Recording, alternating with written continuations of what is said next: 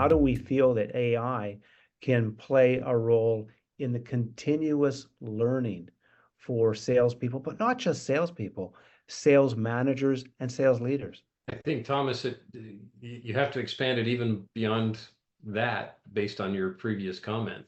AI is changing the education of the entire market, the consumer side as well as the deliverable side. There has to be a constant evolution for all of us, and AI provides again the way of discovering what those needs are. So again, in how you create the prompt, sometimes we don't know what it is that we don't know, and so it's interesting to prompt AI and say, what do I need to know about? We at SOAR work with a lot of different thought leaders, and it's been really interesting, for instance, with the Peter Drucker Forum, to go into their speakers and to be able to do a GPT search and just say, what did X speaker say of note in their address? And to get the response from AI that what they parse out of this hour speech that was of note, that was of value. So I don't need to listen to the whole hour.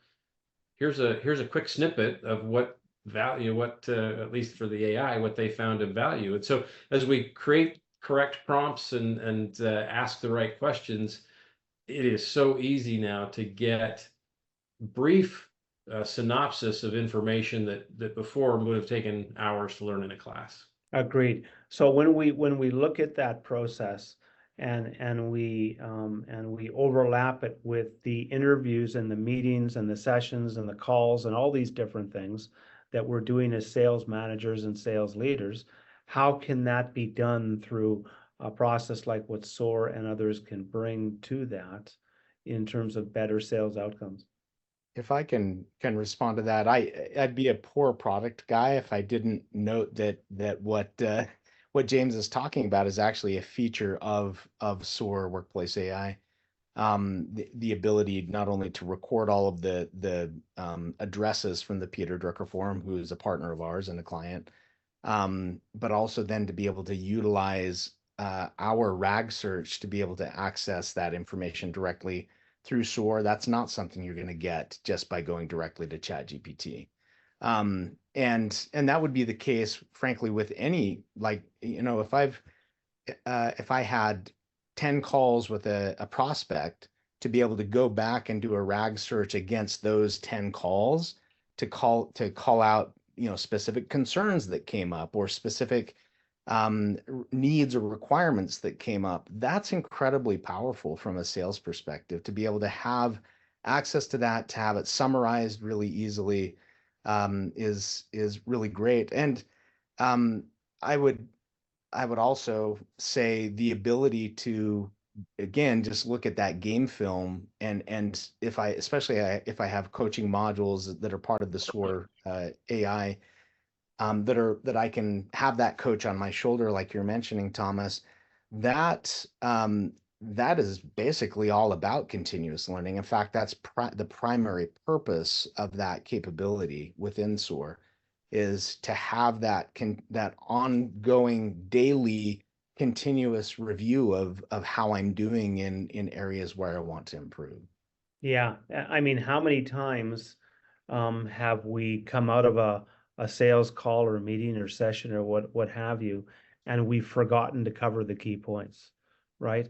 And I have found this, one of the things that I've done is pay more attention to the feedback that we get, and I came away with a couple of key points that I thought a client was interested in really addressing, and then going back and looking at the game film, I find I was wrong.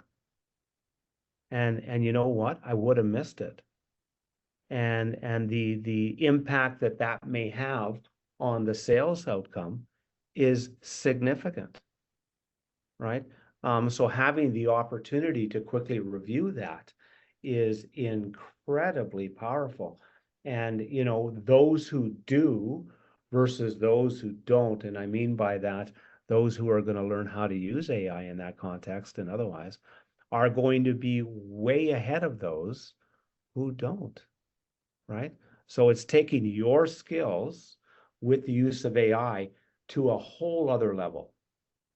And now you can really focus on what's impactful and really help fill in the blanks of what you missed. What do you think, Frank? I think that what that does is that applies some objectivity to the process. Salesperson Bob has a meeting with XYZ customer. Sales manager comes to Bob after the meeting, says, "Hey, Bob, how did the meeting go?" The answer is always one thing: fantastic. Oh, there's no doubt we're going to close that deal. It's awesome. What if you could apply some science? What if you could remove some of that fluff from that, and you can go back and look at, based on your sales methodology, this stack ranks at the bottom of the calls that they made that day, and you can go back and you can do some specific coaching on qualification, on their questioning strategies around uncovering the compelling emotional reason for the customer to act. And if you can't uncover that, you're not going to get the deal.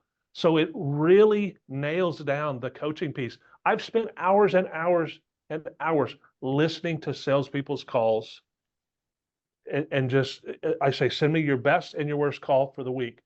I get the best call, I get the worst call. They're never sending me the worst call, no matter what they say. And their best one is generally not that great. But how do you apply some science to that? And I think what you're talking about here is being able to really get objective on that, the data that you've got, and collecting that data and say, hey, let's talk about these 3 calls that you had this week, and let's coach on that and coach them up so that next week they don't make the same mistakes.